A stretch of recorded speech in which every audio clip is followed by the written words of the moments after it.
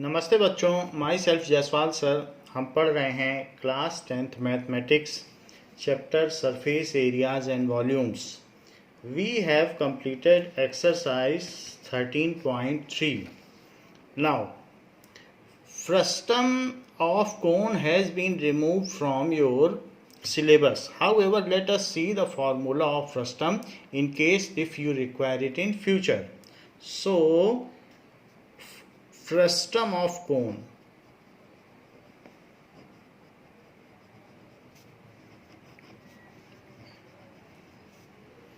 Frustum का मतलब होता है टुकड़ा, किसी भी चीज का पार्ट।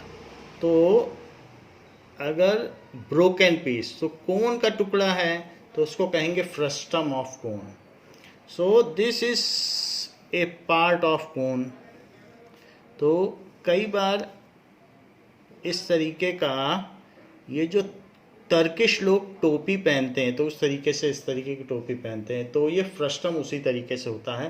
या ग्लास भी एक फ्रस्टम ही है। तो इस केस में दोनों रेडियस अलग अलग होते हैं। One is R1 and one is R2। This is, इसकी स्लैंट हाइट मानी जाती है और इसको माना जाता है H। तो जनरल फार्मूला इसका वैसा ही है जैसे कोन के केस में होता है। तो now volume of frustum. So volume का क्या फार्मूला होता है? 1/3 पाई तो रहता ही था पहले भी कोन के केस में जो फार्मूला होता है, क्योंकि इसी को अगर आगे बढ़ा दो तो ये कोन हो जाएगा। तो यही चीज़ है, कोन का टुकड़ा है ये। सो दिस इज लाइक कोन। तो जो कोन का फार्मूला होगा वही इसका भी होगा। तो 1/3 पाई R1 square plus R2 square plus R1 R2 H। क्योंकि 1/3 पाई R स्क्वायर H होता था, तो यहाँ पर अब इनकी जगह ये सारी चीज़ें हो गई, तो यहाँ फार्मूला थोड़ा बदला है। इसी तरीके से इसका curved surface area of frustum. So CSA का पाई RL होता था, तो पाई R1 प्लस R2L। यहाँ पर भी R की जगह R1 प्लस R2 हो गया। एंड टोटल सरफेस एरिया अगर हम निकालें तो TSA। तो TSA में क्या है? CSA जोड़ दो और ऊपर और नीचे का प्लेनर सरफेस एरिया। ये तो बहुत आसान है, CSA के साथ ऊपर नीचे का जोड़ दो तो ये आ जाएगा। दैट इज, इसको तो लिख ही लें, R1 प्लस R2L, और एक पाई R1 स्क्वायर ऊपर का जोड़ दीजिए और पाई R2 स्क्वायर नीचे का जोड़ दीजिए। इस तरीके से नीचे का आ जाए। अगर अब आपको R1 R2 दिया हो तो आप L की वैल्यू निकाल सकते हैं। वो एडिशनल इंफॉर्मेशन है कि L is equals to root H square plus, जो बड़ा वाला है, वैसे तो बड़ा छोटा कुछ भी रख सकते हो पहले, क्योंकि हर चीज़ तो रूट में ही है। तो इसलिए H square plus R square होता था, अब इनके डिफरेंस का स्क्वायर होगा। ऐसा क्यों? क्योंकि अगर मैं इसको यहाँ मिला दूँ, सीधी लाइन ड्रॉ करूँ, तो ये लेंथ कितनी होगी? That is R2 minus R1, और R2 माइनस R1, ये हाइट कितनी है? H। तो अगर इस पर पाइथागोरस थ्योरम लगाई जाए तो यही आ जाएगा कि L square is equals to, क्योंकि ये R2 है और ये R1 है, डिफरेंस कर दो तो ये बचा हुआ एक्सेस पार्ट आ जाएगा। सो R2 minus R1 square plus H square is L square, वही यहाँ लगाया गया है। ऐसे ही बड़े कोन में से, बड़े कोन के वॉल्यूम में से छोटे कोन का वॉल्यूम आप माइनस कर दो, तो ऐसा करने से वॉल्यूम ऑफ फ्रस्टम आ जाता है। तो हम इसको डिड्यूस भी कर सकते हैं, बड़े कोन का वॉल्यूम माइनस छोटे कोन का वॉल्यूम, तो ये आ जाता है। इसी तरीके से बड़े कोन का सरफेस एरिया और माइनस छोटे कोन का कर्व्ड सरफेस एरिया, तो ये आ जाता है। तो इनके डिडक्शंस भी इजी हैं। अदरवाइज अगर कभी ज़रूरत पड़े तो कोन के फ्रस्टम का ये फार्मूला होगा। इसी तरीके से फ्रस्टम ऑफ स्फीयर भी होता है। जैसे किसी स्फीयर में ऊपर से कोई यहाँ से तोड़ दे, कट कर दे ऊपर का पार्ट, तो वो चीज़ जो ऊपर का पार्ट कट हो गई तो वो बन जाती है फ्रस्टम ऑफ कोन। यहाँ पर ऐसे उतना पार्ट कट कर दे तो ये चीज़ बन जाएगी फ्रस्टम ऑफ स्फीयर। ऐसे हर चीज का फ्रस्टम हो सकता है, ऐसे हो सकता है। नाउ तो ये फ्रस्टम ऑफ स्फीयर हो गया। Let us move ahead by passing this exercise and attending exercise 13.5. So 13.4 exercise अभी मैं छोड़ रहा हूं क्योंकि फ्रस्टम हटा दिया गया है। सो एक्सरसाइज 13.5, एक्सरसाइज 13.5 में भी कुछ क्वेश्चंस फ्रस्टम के हैं, उसको भी मैं छोड़ देता हूं। And this is optional exercise. A copper wire 3 mm in diameter is wound around a cylinder whose length is 12 centimeter and diameter is 10 centimeter so as to cover the curved surface area of cylinder. Find the length and mass of wire assuming the density of copper to be 8.88 gram per centimeter cube. तो copper जो है वो water से 8.88 times ज़्यादा भारी है, क्योंकि water की डेंसिटी 1 ग्राम पर सेंटीमीटर क्यूब होती है ना।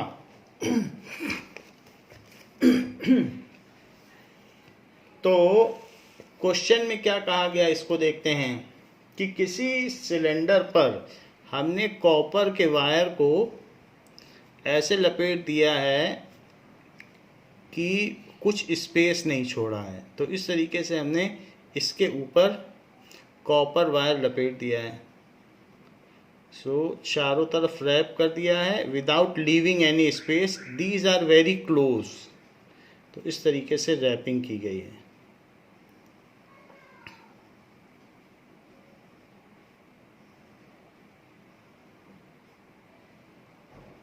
ऐसे ऐसे रैपिंग कर दी गई है। तो पूरा हमने लपेट दिया है। Now it is 3 mm in diameter. तो इसका जो डायामीटर है वो 3 mm है। And the length of cylinder is 12 centimetre. This is 12 centimetre and diameter is 10 centimetre. This is 10 centimetre. ये दिया गया है। तो find the length and mass of wire assuming the density of copper to be this. तो हम यहाँ पर पता कर सकते हैं कि इसमें कितने राउंड्स हैं, ये चीज़ पता की जा सकती है क्योंकि 3 mm एक की लेंथ है। 3 mm कितना होता है? 0.3 centimetre. So number of rounds is equal to thickness total height और divided by thickness of one round. एक राउंड कितने का है, उसकी थिकनेस तो डायमीटर के बराबर है। तो हमें ये पता चल जाएगा एक कितनी जगह लेता है, तो टोटल राउंड्स कितने हो गए।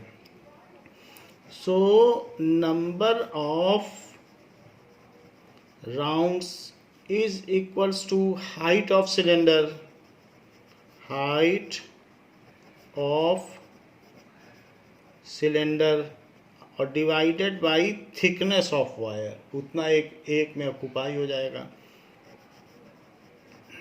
थिकनेस भी लिख सकते हो, विड्थ भी लिख सकते हो। So this is equals to 12 centimetre and divided by 0.3 centimetre. So यहाँ पर पॉइंट ऊपर चला जाएगा तो 120/3 that is equals to 40 rounds हो गए। तो एक वायर की सरकमफ्रेंस क्या होगी, जबकि इसमें डायामीटर इसका कितना दिया है 10 centimetre. So radius of cylinder it is equals to d/2 that is equals to 10/2 it is 5 centimeter. So length of wire in one wrapping क्या हो जाएगा? length of wire in one wrap एक बार लपेटने में कितना वायर यूज़ होगा, जो इसकी सरकमफ्रेंस होगी उतना ही तो यूज़ होगा। अभी हमने रेडियस पता कर लिया है, रेडियस इसका कितना है, रेडियस 5 सेंटीमीटर है, तो सरकमफ्रेंस जितनी होगी उतना तो एक लपेटे में इतना वायर यूज़ हो जाएगा। So that is equals to 2 pi r, circumference का तो यही फार्मूला होता है, that is equals to 2 pi r. So यहाँ पर टोटल 40 राउंड्स हैं, तो 40 राउंड्स हैं और साथ ही साथ पाई की वैल्यू कितनी है 22/7। सो it is 22/7।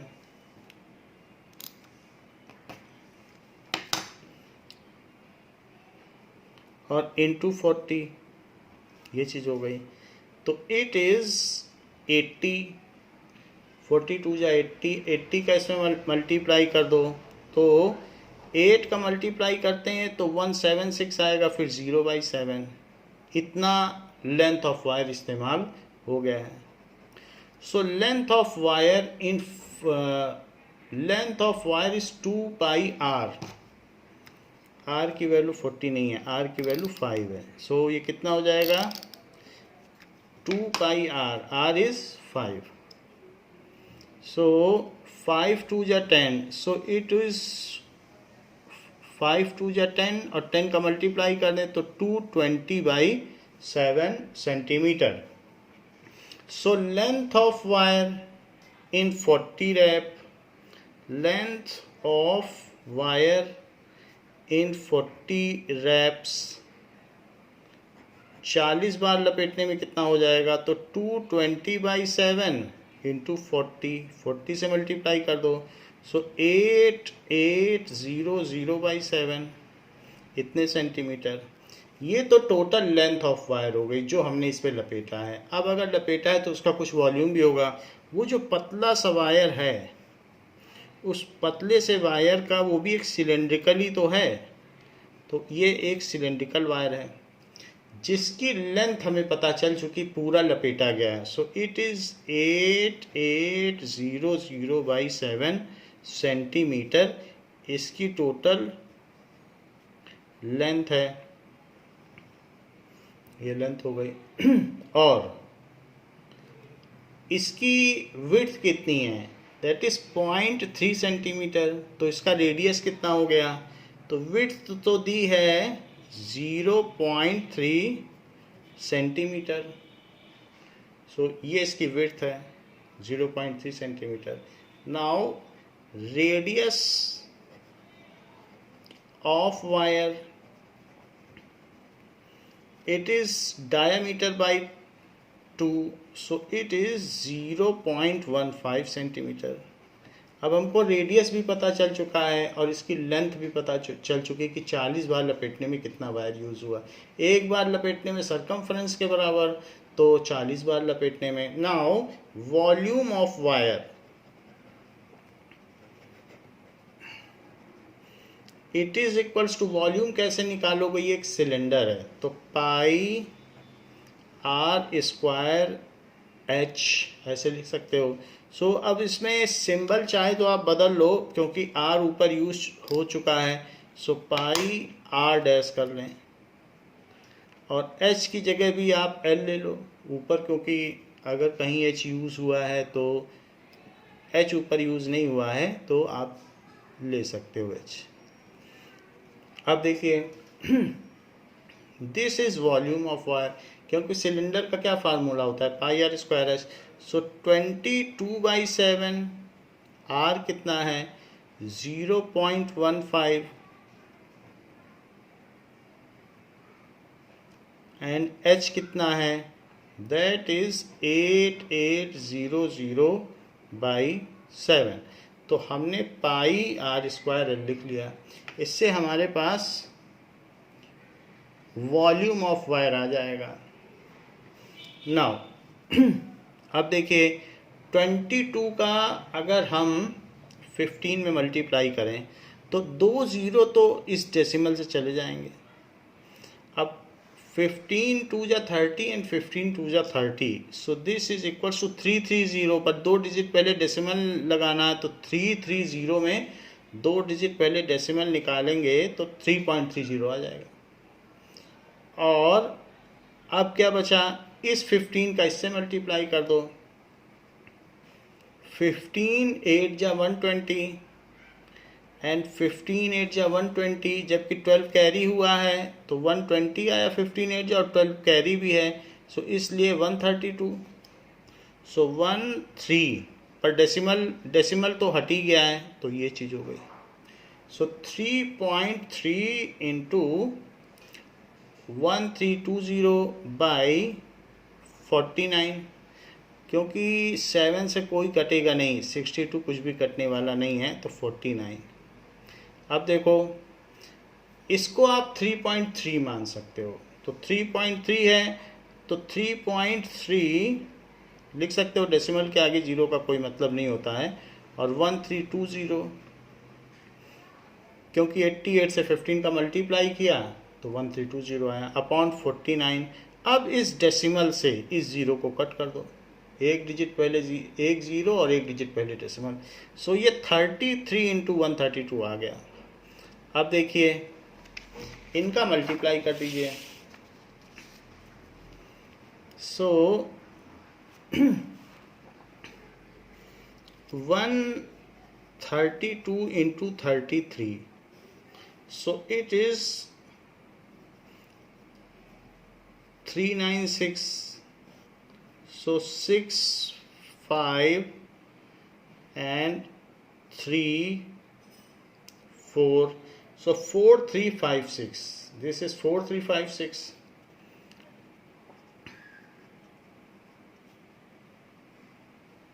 now divided by 49, ये चीज़ आ गई। अब इसको हम डिवाइड कर लें, तो 49 से इसको डिवाइड करें, 4356, करीब करीब ये 50 है तो 8 टाइम्स जाएगा, 8 9 जा 45, 8 9 जा 72 एंड 8 4 जा 32, सो 32 तो ये हो जाएगा। नाउ 3 एंड दिस इज 4, तो यहाँ 4 बचेगा, 13 है तो 4 बच जाएगा, फिर 6, नाउ 49, तो फिर 8 बार ही जाएगा, तो इट इज़ 392, तो ये 4 और फिर यहाँ पर होगा तो 4, अब डेसिमल लगा के 0 लगा दो, सो ये 88 आ गया, अभी भी 8 बार ही जाएगा, सो दिस इज 392, तो यहाँ 8, अब यहाँ पर 5 बचेगा, 0 लगा दीजिए, सो ये 5 यहाँ पे इसने कैरी लिया है तो फिर 4 बचेगा, 480 आएगा,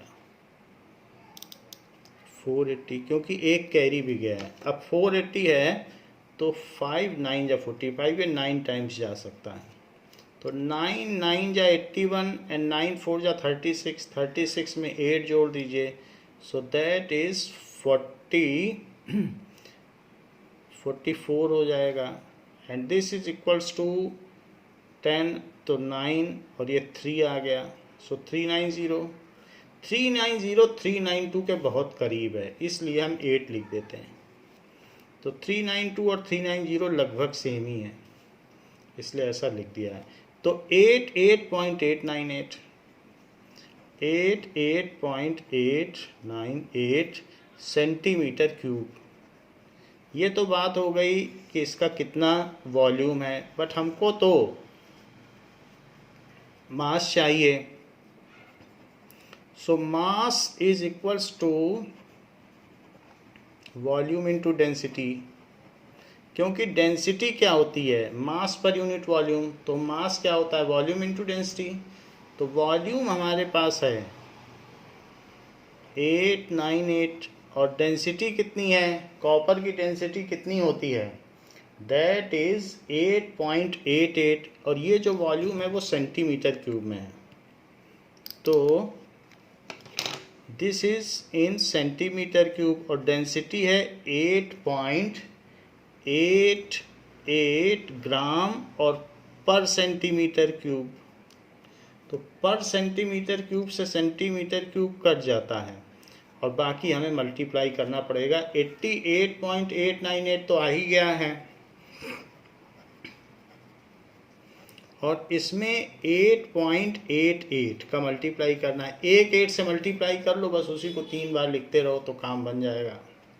सो 8 8 जा 64, 8 9 जा 72, 8 8 जा 64 71, 8 8 जा 64 प्लस 7 71 एंड 8 8 जा 64, सो इट इज 71। फिर से लिखिए 711, तो 711,184, एक बार और लिख लीजिए, तो 711,184। अब इनको टोटल कर लो, 4 2 14, फिर 11, फिर 4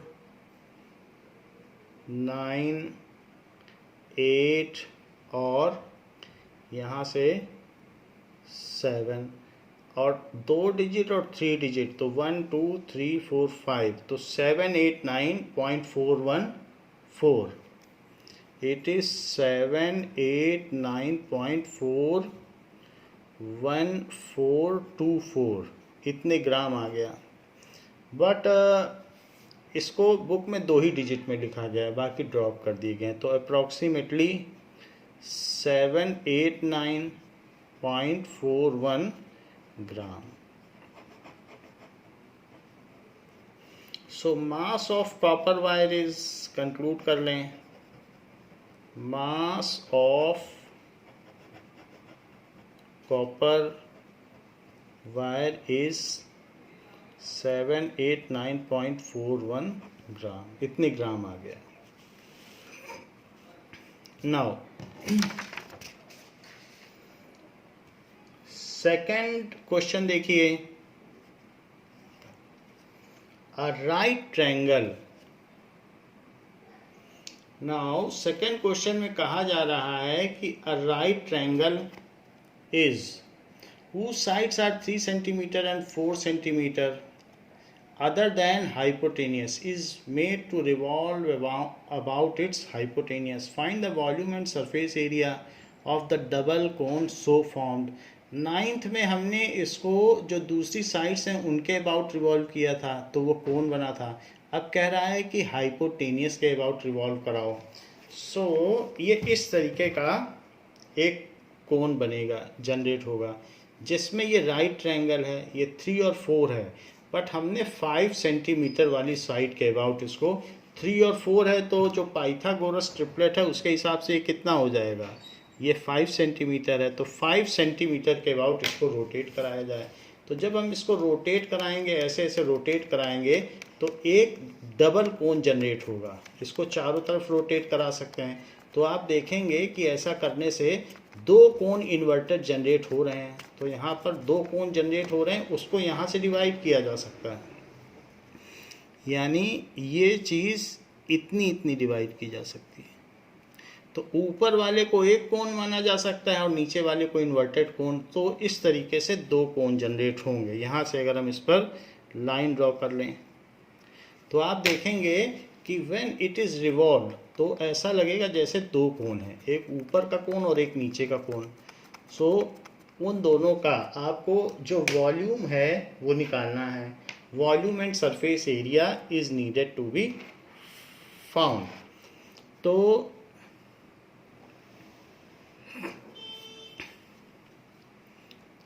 now it is right triangle, ये राइट ट्रायंगल है, and this is 4 centimetre, this is 3 centimetre, this is 5 centimetre, ये पूरा 5 सेंटीमीटर है। बट हमको ये बात पता नहीं है कि 5 सेंटीमीटर भी पता करना पड़ेगा, क्वेश्चन में दिया नहीं तो भी पता कर लेंगे पाइथागोरस थ्योरम लगा के। फिर ये पार्ट कितना और ये पार्ट कितना ये मालूम नहीं है, तो इस पार्ट को हम x ले लेते हैं। अगर इसे x लिया जाएगा तो ये 5 - x होगा जो बचा हुआ है। उन दोनों को भी पता कर लेते हैं। तो पहले हम इसको निकालेंगे कोण को, that is A B C, और ये बीच का पोर्शन डी ले लो। तो ए सी पता करो पहले, हाइपोटेनियस। वो तो हम लोग जानते हैं कि 3 और 4 का ट्रिपलेट 5 होता है, तो इसलिए लिख दिया a c square is equals to a b square plus b c square using Pythagoras theorem.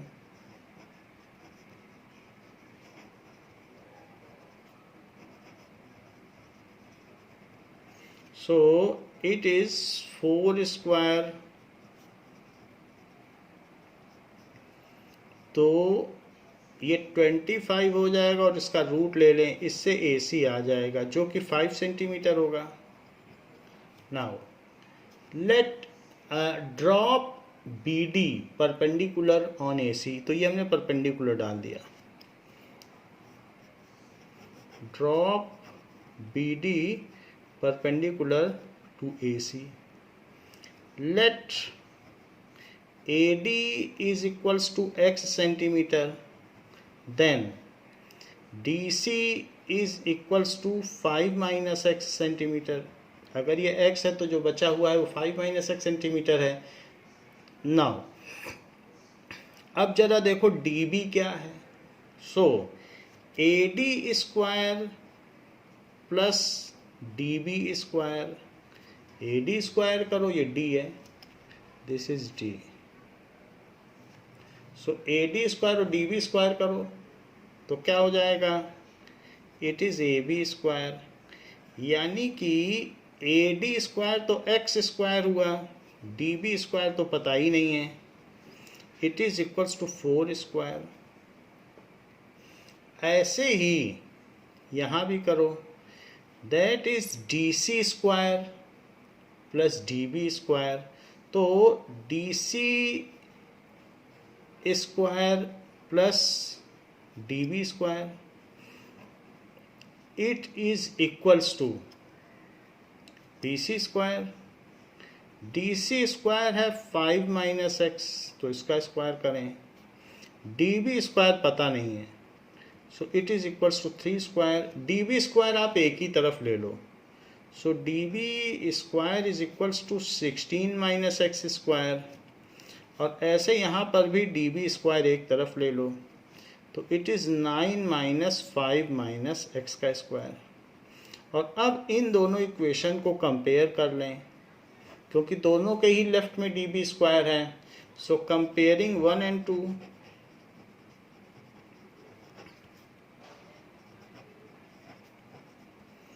now 16 - x square is equals to 9 - 5 - x square, ये चीज़ हो गई।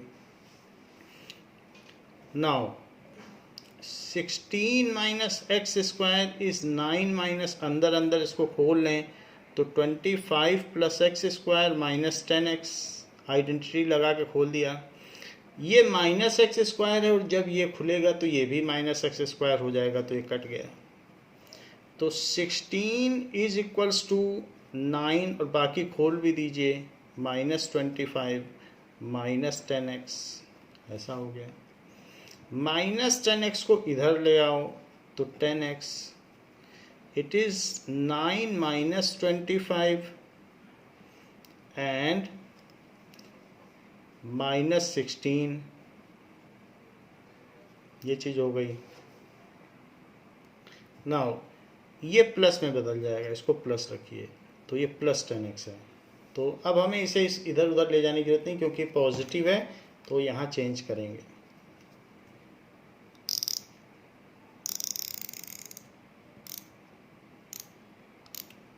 तो इधर की ओर है 16 और इधर कितना बचेगा, -16 + 10x।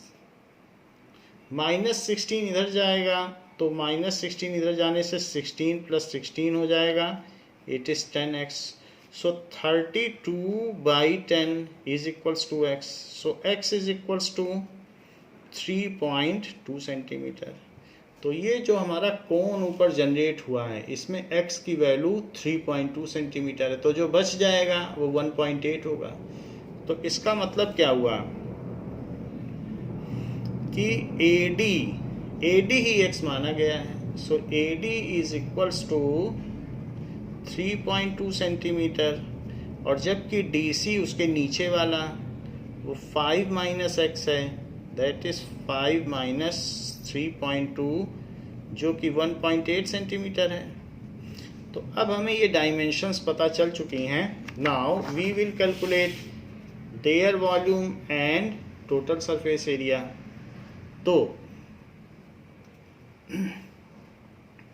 इस तरीके का कोण जनरेट हुआ है। This is 4 centimetre, this is 3 centimetre, यहाँ से इसका पार्टीशन कर लो। This is 3.2 centimetre and this is 1.8 centimetre, ऐसे है। तो अब अगर इसको रोटेट कराया जाए तो एक कोण तो ऐसे जनरेट होगा और इधर से दूसरा कोण जनरेट होगा। दो कोण ऐसे घूमेंगे अगर मैं इसको रोटेट कराऊं तो रोटेट कराने से क्या होगा, दो कोण बन जाएंगे। तो अपर कोण एंड लोअर कोण दोनों का हमको वॉल्यूम चाहिए। वॉल्यूम क्या होता है, that is 1/3 pi R square H. तो अब हमें यहाँ ये भी पता करना पड़ेगा कि आर क्या है, क्योंकि दोनों का ये आर है और ये एच तो पता कर लिया, बट अभी हमने आर नहीं पता किया है, तो इसलिए आर का भी पता करना पड़ेगा। तो ये पॉइंट डी है, ये पॉइंट बी है and this is A. So let us find out about R. Now AD, इसको आप R भी मान सकते हो, इसे R लिख लो क्योंकि कोण के लिए R की ज़रूरत पड़ेगी। So AD स्क्वायर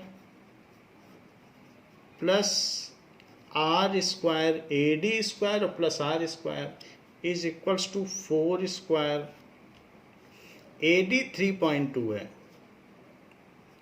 और R square it is 16। So R square is equals to 16 minus 3.2 into 3.2, तो 3.2 को मल्टीप्लाई करो 3.2 में। सो इट इज़ 2 से करेंगे तो 64 और 3 से करेंगे तो 96। सो ये आ जाएगा 4 2 10 24 आ जाएगा, और 2 डिजिट पहले डेसिमल, तो 10.24। सो इस तरीके से ये आ जाएगा 5.76, और फिर जब रूट लिया जाएगा तो ये 2.4 आ जाएगा, क्योंकि 2.4 का स्क्वायर ये होता है इतने सेंटीमीटर। सो ये आर आ गया। Now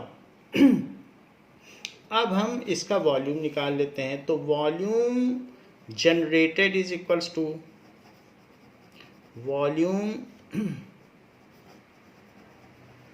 generated is equals to upper cone, volume of upper cone upon plus volume of lower cone. Volume of upper cone plus volume of lower cone, that is 1/3 pi, तो दोनों में same है और are भी दोनों में same है। तो 1/3 पाई आर स्क्वायर, ऊपर की हाइट एच AD मान लो, और 1/3 पाई आर स्क्वायर और नीचे की DC, so into DC। 1/3 pi common ले लो, आर स्क्वायर कॉमन ले लो, और AD प्लस DC, ऐसा कर लो। तो 1/3 पाई की वैल्यू डाल दीजिए जो भी उसकी आती हो।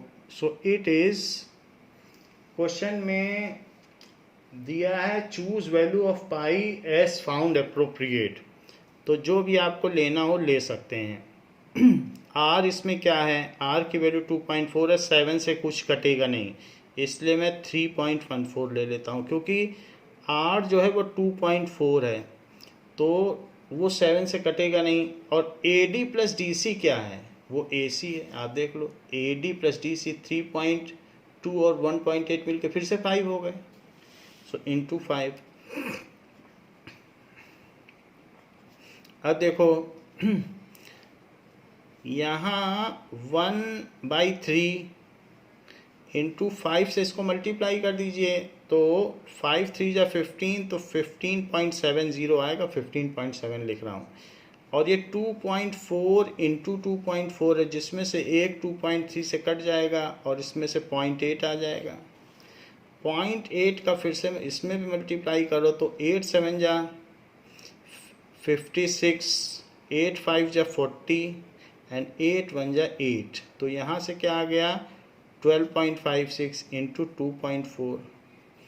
अब 2.4 का मल्टीप्लाई कर दीजिए, तो ये तो करना पड़ेगा। 12.56 इंटू 2.4, तो 4 से मल्टीप्लाई करिए। 4 6 जा 24, 4 5 जा 20, 4 2 जा 8 एंड 4 1 जा 4। फिर 2 से कर दें, 2 6 जा 12, 2 5 जा 10, 2 2 जा 4 एंड 2 1 जा 2। सो इट इज़ 44103 और 3 डिजिट पहले डेसिमल, सो 30.144 आ गया। ये सेंटीमीटर क्यूब है, बट जो पीछे आंसर दिया है वो 30.14 ही दिया है, तो इसलिए हम इसको अप्रॉक्सीमेटेड कर रहे हैं, लास्ट 4 हटा रहे हैं। सो 30.14 सेंटीमीटर क्यूब अप्रॉक्सीमेटली। अब देखिए कि सरफेस एरिया जनरेटेड क्या होगा। Surface area generated will be πr_L1 plus πr_L2। जब इसमें से हमें सरफेस एरिया कितना जनरेट हुआ, तो ऊपर के कोन में कितना जनरेट हुआ, तो πr_L ही होता है कर्व सरफेस एरिया। बीच में तो कुछ नहीं जनरेट होगा, क्योंकि कोन तो एक दूसरे से अटैच्ड हैं, तो ये प्लेनर सरफेस एरिया तो कुछ जनरेट नहीं होगा, सिर्फ कर्व ही जनरेट होगा। तो πr_L1 ऊपर और πr_L2 नीचे। Now curved surface area of double cone generated is equals to, सिर्फ सरफेस एरिया जनरेटेड पूछ रहा है। So surface area generated it is equals to πr_L1 plus πr_L2, that is curved surface area of upper cone plus curved surface area of lower cone. अगर πr को common ले लिया जाए तो L है 4 और इसका L है 3, क्योंकि ऊपर L की वैल्यू 4 है और नीचे L की वैल्यू 3 है। तो अब यहाँ 7 जनरेट हो रहा है, इसीलिए उसने कहा है कि पाई अपने मन से लो। तो अब 7 कट जाएगा 7 से, इसलिए यहाँ ये ले लो। वहाँ ये लिया था 3.14, ये देखिए, और यहाँ लिया 22/7। कह रहा है जैसी नीड हो वैसा लो। R कितना आया है, R हम लोगों ने निकाल लिया था, that is 2.4। So it is 2.4। So R की वैल्यू 2.4 और L आ गया 7, तो 7 से 7 कट गया। 2.4 का 22 में मल्टीप्लाई करो, 22 4 जा 88 एंड 22 2 जा 44। तो 44 में अब 8 कैरी आ गया, तो 44 प्लस 8 दैट इज 52। बट एक डिजिट बाद यहाँ एक डिजिट पहले डेसिमल लगेगा, तो इसलिए it is equals to 52.8 centimetre square. So इसलिए जो भी इसमें आंसर आया है 52.75 आया है, तो वो इस वजह से आया है क्योंकि उन्होंने यहाँ पर 3.14 लिया है। बट हमने जब वो एज नीडेड बोल रहा है तो अपने हिसाब से हमने लिया है। अगर आप 3.14 लोगे तो 52.75 आ जाएगा। नाउ अब देखिए volume generated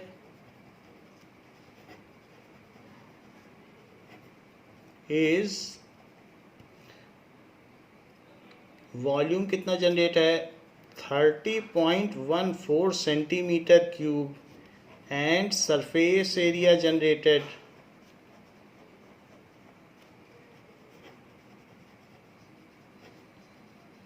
is 52.8 centimetre square. इस तरीके से दोनों चीज़ें जनरेट हुई हैं। नेक्स्ट क्वेश्चन दीजिए। देखिए इसमें नेक्स्ट क्वेश्चन में क्या है कि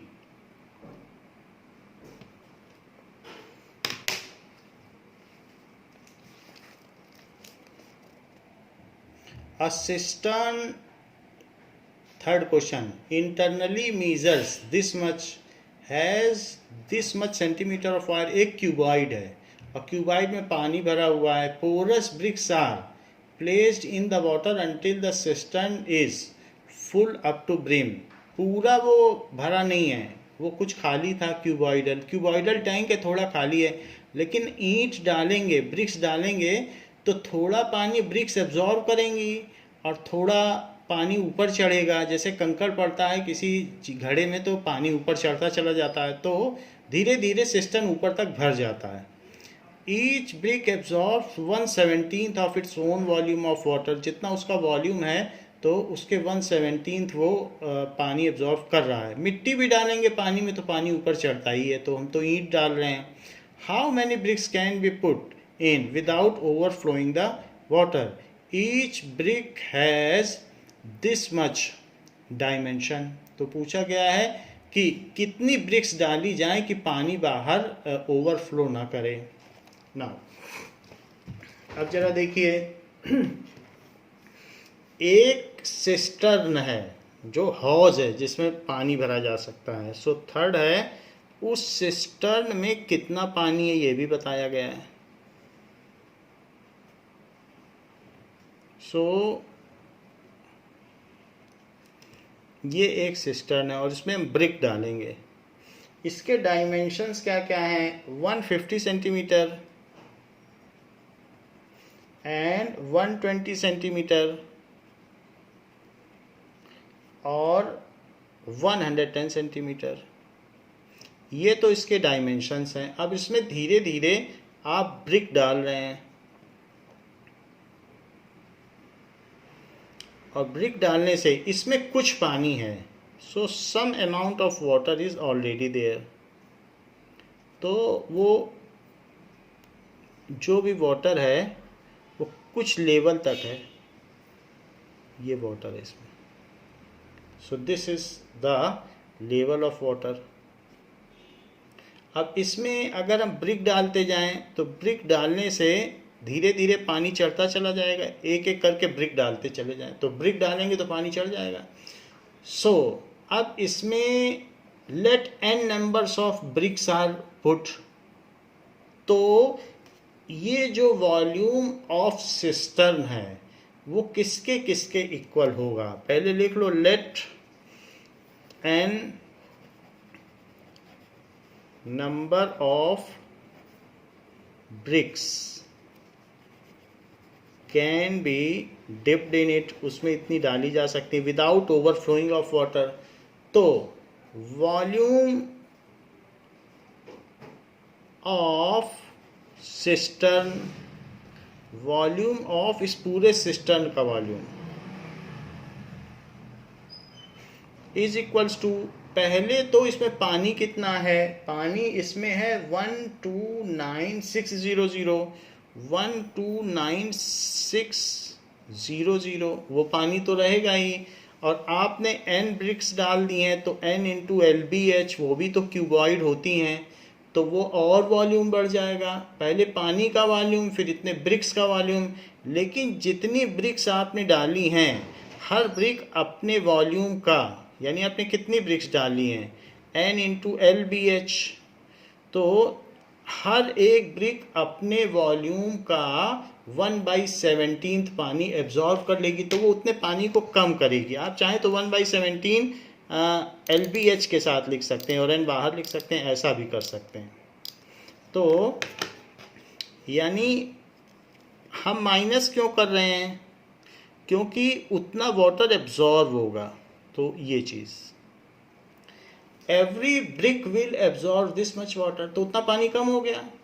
लेकिन जो ब्रिक का वॉल्यूम है उतना उसका लेवल बढ़ा और इतना एब्जॉर्ब हुआ। तो टोटल पानी का वॉल्यूम प्लस ब्रिक का वॉल्यूम और माइनस एब्जॉर्ब वॉल्यूम। तो हमें माइनस किसे करना है? जितना पानी ब्रिक्स ने एब्जॉर्ब कर लिया उतना हमने माइनस कर दिया, यानी 16/17। अगर इन दोनों को सब्ट्रैक्ट करो तो 16/17 उसका नेट वॉल्यूम बढ़ रहा है। अब जरा देखें तो वॉल्यूम ऑफ सिस्टम क्या है? LBH, इसका वॉल्यूम। ये किसके इक्वल होगा? पूरे का वॉल्यूम, जितना पानी है। तो ये पानी है 129600। कितनी ईंटें डाली गई? ईंटें डाली गई हमें मालूम नहीं है कितनी ईंटें डाली गई, लेकिन जो भी ईंटें डाली गई हैं उनके डायमेंशंस दिए गए हैं। तो डायमेंशंस क्या दिए गए हैं? That is all in centimetre. 22.5 centimetre, 22.5 centimetre और 7.5 सेंटीमीटर। ये 7.5 सेंटीमीटर है और हाइट है 6.5 सेंटीमीटर। तो ये सारी जो भी इसके डायमेंशंस हैं यहाँ लिख लो, और n कॉमन ले लो और LBH भी कॉमन ले लो इन सब में से, LBH, और 1 - 1/17 कर लो। क्योंकि इतना पानी वो एब्जॉर्ब कर ले रही है तो एग्जैक्टली पूरा पूरा नहीं पानी बढ़ेगा। कोई चीज़ अगर एब्जॉर्बर है तो उतना पानी कम हो जाएगा, तो इसलिए 1/17 पार्ट उसने एब्जॉर्ब कर लिया। उतना पानी ही नहीं है, धीरे धीरे एब्जॉर्ब करते जाएगी तो वो माइनस हो जाएगा। अब वैल्यू डाल दीजिए, आप सभी की वैल्यू डाल दीजिए, यहाँ भी LBH डाल दो। So it is equals to LBH 150 into 120 into 110, 150 into 120 into 110, it is equals to 129600, 129600 plus n LBH 22.5 into 6.5 into 7.5। पहले 7.5 लिखो, 7.5 इसकी विड्थ है, 6.5 बाद में लिखो, हाइट बाद में। जिस ऑर्डर में फार्मूला है उसी ऑर्डर में लिखा जाएगा। 7.5 और इंटू 1 - 1/17 करोगे तो 17 - 1/17 हो जाएगा, दैट इज 16/17। LCM लेके कर लो, ये चीज़ हो गई।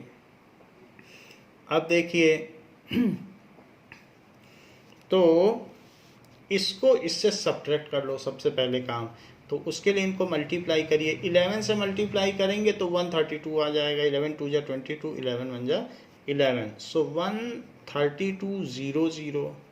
और फिर 15 से भी मल्टीप्लाई कर लीजिए, तो 15 2 जा, सो 15 2 जा 30 एंड 15 3 जा 45, तो 48 एंड 15 1 जा 15, तो ये 19, और फिर 3 0 भी लगा दो, 1 0 ये 2 0 ये, दैट इज इक्वल्स टू। यहाँ कुछ सॉल्व हो सकता है तो कर लीजिए, अदरवाइज लास्ट के लिए रखिए, लास्ट में हम जब डिवाइड करेंगे तो सब कट जाएंगे। तो 129600 plus n into 22.5 into 6.5 into 7.5 into 16/17, ये हो गया। अब इसमें से ये सब्ट्रैक्ट कर लो, 129,600 it is equals to n into 22.5 into 6.5 into 7.5 into 16/17। So इसको सब्ट्रैक्ट कर लेते हैं। सब्ट्रैक्ट करेंगे 19840 हैं और 129620 हैं, सो 9 6 और 1 2, ये चीज़। नाउ इन तीनों का प्रोडक्ट एक बार करके देख लें जिससे सवाल ठीक रहे। तो 150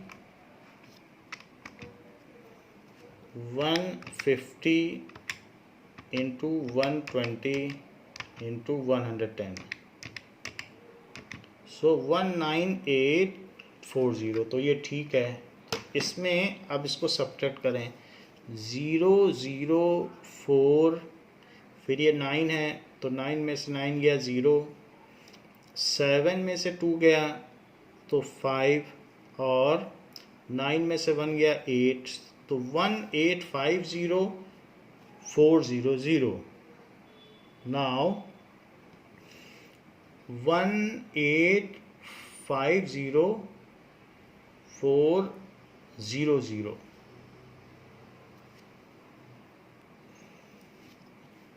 1850400। तो ये 2 0 और ये लगा दिया, ये हो गया। अब जो चीज़ ऊपर है उसको दूसरी तरफ शिफ्ट करने पे नीचे ले आओ, और नीचे की चीज़ ऊपर, n को वहीं रहने दो। तो ये तो सब्ट्रैक्शन में आ गया। अब इसमें आप 17 ऊपर लिख लें, इंटू 17, और नीचे क्या क्या लिख लें, ये सब नीचे आ जाएगा। 22.5 इंटू 6.5 इंटू 7.5 इंटू 16, और वहाँ बच जाएगा n। अब देखिए यहाँ 3 डिजिट पहले डेसिमल है, 1 डिजिट, 2 डिजिट, 3 डिजिट, तो ये सब डिजिट हटा दो, और ऐसा करने से ऊपर 1000 का मल्टीप्लाई हो जाएगा। क्यों? क्योंकि 3 डिजिट पहले डेसिमल हटाया तो इससे ये हो जाएगा। अब इसके बाद 25 से इसे काटो, 25 3 जा 75, 25 से इसे काटो 40, ये 40 हो गया। अब इसको 5 से कट कर दीजिए, तो 5 1 जा 5 एंड 5 3 जा 15, और 5 से इसको भी कट कर दीजिए तो ये 8 आ गया, ये हो गया। नाउ इसको भी 5 से कट कर दें तो 5 4 जा 20 एंड 5 5 जा 25, 5 से इसको भी कट कर दें तो 5 3 जा 15, 5 7 जा 35, फिर 0 और 40, फिर 2 डिजिट एक साथ ले रहे हो आप, तो 2 डिजिट एक साथ लेने पे एक 0 और लगेगा, तो 5 8 जा 40 और फिर 0। अब ये 45 आ गया है तो इसे फिर 5 से कट करो, तो 5 9 जा 45, फिर इसको भी 5 से कट करो, सो दैट इज 5 7 जा 35 एंड 5 4 जा 20, फिर 0, 5 1 जा 5 एंड 5 6 जा 30, ये हो गया। अब देखिए क्या इनका सम 3 से डिविजिबल है तो ही 3 से कटेगा, तो इस चीज़ को हम देख लेते हैं। वैसे तो 8 इससे कट के 2 आ गया है, तो अब इसको फिर से लिखें जिससे किया जा सके। 74016 into 17 by 9 into 13 into 3 into 2, it is equals to n। इसको फिर से लिख लिया तो ये 18 बन रहा है सबका सम। सो 18 है तो 3 से डिविज, जब सम डिविजिबल हो 3 से तो चीज़ 3 से डिविजिबल होती है, तो 3 से इसको कट कर दो।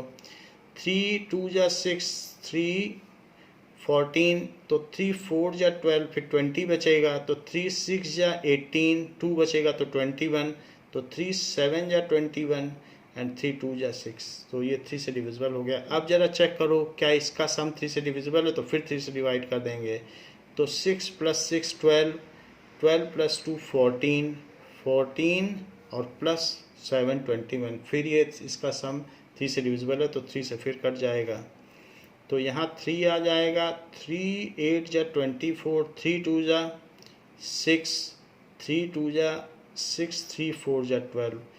अब इसको फिर से देखो, 8 2 10 + 12, तो 12 + 4 16, अब नहीं जाएगा, तो 8 2 2 4 ये चीज़ हो गई। और 13 से इसकी डिविजिबिलिटी चेक कर लेते हैं। 2 से भी इसे कट कर दो, तो 2 से कट करेंगे तो 4 1 1 2 आ जाएगा। अब 13 से इसकी डिविजिबिलिटी चेक करें कि ये हो पाएगा क्या। 4 1 1 2, तो 13 3 जा 39, यहाँ पर 2 बचेगा 22, तो 13 1 जा 13, सो इस तरीके से 92 बचेगा। तो 13 से भी ये नहीं जाएगा। तो 4112 को अब 17 से मल्टीप्लाई करिए और नीचे 26 है, तो 13 3 जा 39, 39 से डिवाइड करिए। ये सब अब कुछ भी नहीं जाएंगे ना। तो 4112 आया है, तो एक बार चाहें तो फिर से लिख सकते हैं साफ साफ, 4112 इंटू 17 बाई 3 इंटू 13, ये n की वैल्यू आने वाली है। सो 4112 इंटू 17, 7 2 जा 14, 7 1 जा 7, 7 1 जा 7 और 7 4 जा 28, that is 4112। So it is 4 0 9 9 and 6 69904, तो 69904 आ गया। इसको अब 39, नीचे 39 है, 39 से डिवाइड कर दो। सो 69904 डिवाइडेड बाई 39, इसको डिवाइड कर देते हैं। 39 1 जा 39, ऐसा करने पर 30 बच रहा है। नाउ 3 ये 40 मान के चला जाए तो इट इज़ 7 जा 28, तो 7 9 जा 63 एंड 7 3 जा 21, तो it is 27। Now it is 6, it is 3, एक डिजिट और कैरी कर लो 0। सो इसलिए अब इसमें 360 है, तो ये 9 टाइम्स चला जाएगा। 4 9 जा 36 होता है। सो 9 टाइम्स ले जाइए, 9 9 जा 81, 9 3 जा 27, तो 27 plus 8 that is equals to 35। 27 plus 8 कर दीजिए। Now it is remaining is 9 4, सो अब 2 टाइम्स चला जाएगा। सो 2 लिखिए। 39 2 जा 78, 78, तो यहाँ कितना बचेगा 6 और यहाँ 1 बचेगा। एक डेसिमल लगा दो, डेसिमल लगाने के बाद 0 बढ़ जाएगा। 0 बढ़ने के बाद इसे 4 मानेंगे तो 4 टाइम्स चला जाएगा। 4 4 जा 16 होता है, तो 4 टाइम्स ले लीजिए। सो 4 9 जा 36, सो 4 3 जा 12, तो ये 15 हो गया। अब यहाँ 4 बच गया, तो 4 बच गया तो 40 लिख दीजिए। तो अब ये 1 टाइम्स ही जाएगा, 1 टाइम्स। सो 1 टाइम्स जाएगा तो 39, इतने पे छोड़ दीजिए, 1 बचा रहने दीजिए। तो 1792.41, 1792.41 इज इक्वल्स टू n। यानी अगर आपने 1793 ब्रिक्स डाल दी तो पानी ओवरफ्लो हो जाएगा। अब आपके पास 2 ऑप्शन है, या तो 1792 डालें या 1793। ज़्यादा डाल दोगे तो पानी ओवरफ्लो होगा, तो इससे अच्छा है कि 1792 ही डालिए। उसने कहा है overflow is not allowed. So number of bricks to be put, number of bricks to be put. Cistern वो चीज़ होती है जो हॉज होता है, किसी भी शेप का हो सकता है। Put in cistern is 1792 without overflow।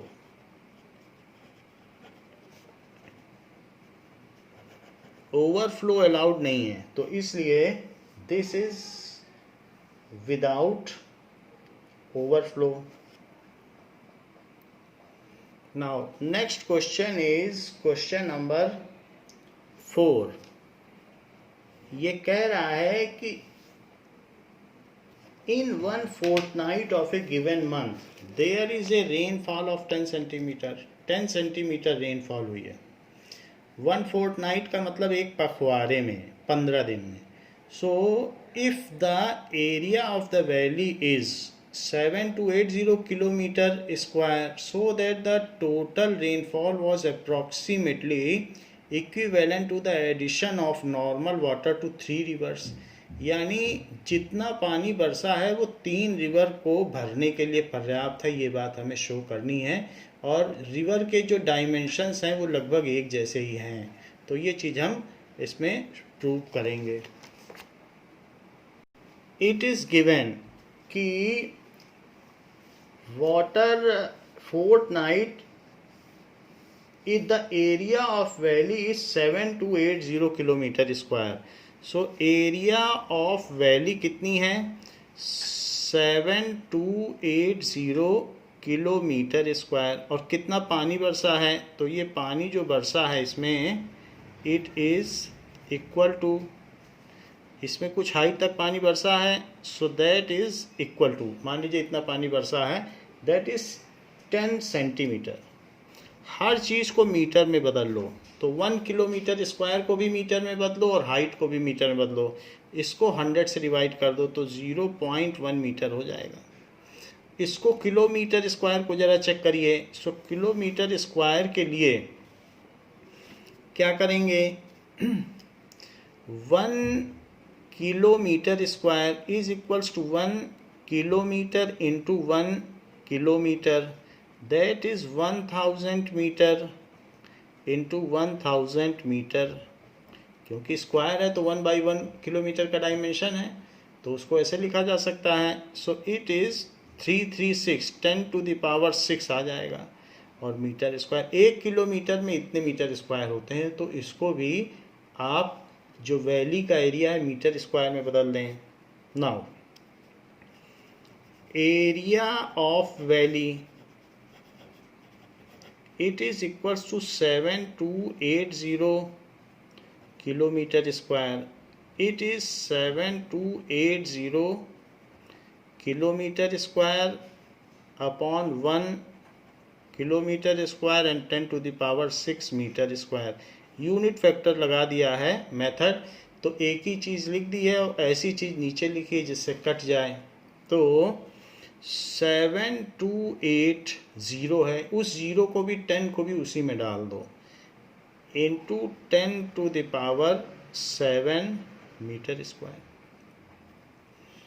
तो ये तो एरिया ऑफ वैली है. तो वॉल्यूम ऑफ रेन, कितना पानी बरसा है? तो उसने वैली में जो भी पानी बरसा है वही रिवर में चला जाएगा. माउंटेन में वैली होती, वही पानी रिवर में चला जाता है. तो इसलिए बेस एरिया इनटू हाइट, यही तो वॉल्यूम होता है. तो volume of water rained, volume of water rained it is equals to base area of valley into height. कितने सेंटीमीटर वर्षा हुई है? That is base area 728 into 10⁷ है. और जबकि हाइट है 0.1, तो 0.1 होता है 1/10. तो एक इसमें फिर से कम हो जाएगा. 728 इंटू 10⁶ मीटर क्यूब हो जाएगा. इतनी बारिश हुई है. अब देखिए एक रिवर का क्या वॉल्यूम है. कह रहा है ये पानी 3 रिवर में भरने के लिए पर्याप्त है. सो वॉल्यूम ऑफ 1 रिवर कितना दिया है, उसकी डायमेंशन दी है. 1 रिवर, वॉल्यूम भी कह सकते हो या कैपेसिटी कहना ज़्यादा अच्छा रहेगा. रिवर में तो कैपेसिटी होती, उतना पानी भर सकता है. सो उसको लिख लें, capacity of 1 river it is equals to LBH, cuboidal shape में है. इट इज दिया गया है 1072 किलोमीटर, बट किलोमीटर नहीं लिखना है. 1072 के आगे 30 लगा के मीटर लिखना है. किलोमीटर में नहीं लिखना है, हर चीज़ मीटर में. तो इतने किलोमीटर लंबी नदी है, 1072 kilometre. And 75 metre into 3 metre deep, 3 metre deep है, इन सब का मल्टीप्लाई करो।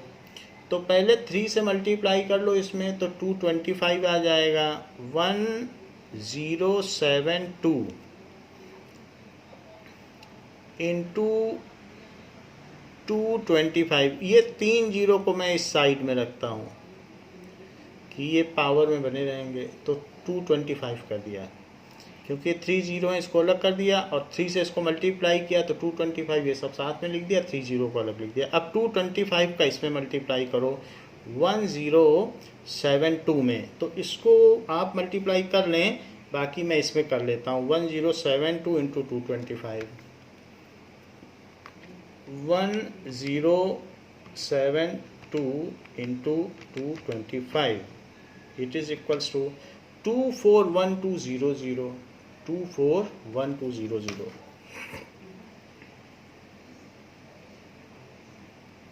इंटू 10⁻³ मीटर क्यूब, ये चीज़ हो गई। सो अब ये 2 जीरो को भी उसी में ले जाओ तो क्या हो जाएगा, it is 2412 into 10⁵ metre cube. So capacity of 3 similar river क्या हो जाएगा, क्योंकि 3 रिवर में पानी भरने के लिए पर्याप्त पूछा जा रहा है। So capacity of 3 similar rivers is equals to 2412 into 10⁵ into 3 से मल्टीप्लाई कर दो, 3 2 जा 6, 3 1 जा 3, 3 4 जा 12 एंड 3 2 जा 6, तो 72 इंटू 10⁵। तो अब इतना हो गया मीटर क्यूब। अगर हम 723.6 लिखें और तो एक ज़ीरो और बढ़ जाएगा ऊपर, तो यहाँ 6 हो जाएगा मीटर क्यूब, ऐसा हो जाएगा। तो पानी इतना बरसा है और 3 नदियों को भरने के लिए सिर्फ 723 ही चाहिए। So water is well sufficient, और बाकी वाटर जो है वो परकोलेट हो जाएगा, ज़मीन में एब्जॉर्ब हो जाएगा, क्योंकि अर्थ भी तो पानी को सीप इन करती है। सो इसलिए some of the water will percolate inside water and ground water level recharge हो जाएगा और बाकी नदी में चला जाएगा। It will ultimately go into river. So it is correct that the water is sufficient to fill the water. It is clear that the rained water जो भी है, water is excess of capacity of 3 rivers, capacity of 3 rivers. तो it is in agreement with the given question. तो question में ये पूछा जा रहा है कि क्या ये इक्विवेलेंट है। So yes, it is in agreement to the context. तो जो जिस बारे में बात की गई है उसके ये समर्थन में है, ऐसा कहा जा सकता है। बाकी 5th क्वेश्चन फ्रस्टम का है और 6th और 7th फ्रस्टम के फार्मूले का डेरिवेशन है, तो वो नहीं करा रहे हैं because that pertains to frustum. इस तरीके से ये चैप्टर ओवर होता है। नेक्स्ट चैप्टर नेक्स्ट क्लास में कराएंगे। थैंक यू बच्चों।